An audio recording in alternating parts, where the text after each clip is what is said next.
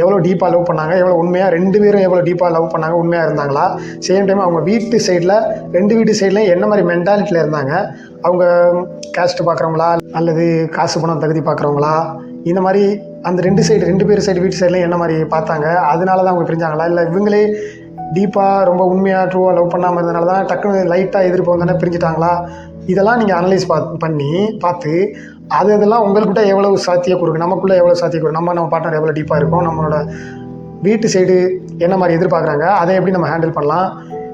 இப்போ சப்போஸ் வீட்டு side career எதிர்பார்க்குறாங்க அப்படின்னா கரியரை நம்ம 2 பேரும் எப்படி ரொம்ப ஸ்ட்ராங்காக பில்டு பண்ணலாம், அப்படி பில்ட் பண்ணிட்டு அதுக்கப்புறம் நம்ம போய் அப்ரோச் பண்ணோம்னா நம்ம சேர்ந்தலாம் ஈஸியாக. இப்படி அனலைஸ் பண்ணி அதுக்கான வேல்யூவான பாயிண்ட்டை, ரொம்ப ஸ்ட்ராங்கான பாயிண்ட்டை நம்ம மைண்டுக்கு நாமளே கொடுத்தோம். இங்கே வரப்பா இந்த மாதிரி இப்படி இருக்குது, இதுக்கு தகுந்த மாதிரி ஒன்று நீ மாற்றிக்கிட்டேன்னா நீ கன்ஃபார்மாக உன்னோட லெவலில் ஜெயிச்சிடலாம், நீங்கள் 2 பேரும் சேர்ந்தலாம் அப்படின்னு நம்ம மைண்டுக்கு நாமளே ஒரு அக்செப்ட் பண்ணிக்கிற மாதிரி நமக்கு ஒரு பாயிண்ட் கொடுக்கணும். நம்ம மைண்டுக்கு நம்ம ஒரு பாயிண்ட் கொடுக்கணும். அப்போ தான் நம்ம மைண்டை அக்செப்ட் பண்ணணும்.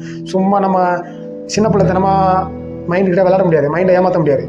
அது உண்மையிலேயே நம்பணும் மைண்டு. அப்போ தான் அது ஒத்துக்கும், அதுக்கப்புறம் பயம் வராது, பயத்தை கொடுக்காது நம்மக்கிட்ட. ஸோ அந்தளவுக்கு நம்ம அனலைஸ் பண்ணி வேல்யூபிளான பாயிண்ட்டை நம்ம மைண்டுக்கிட்ட கொடுத்தோம்னா தான் நம்ம மைண்டுக்கு அதுக்கப்புறம் பயம் வராது.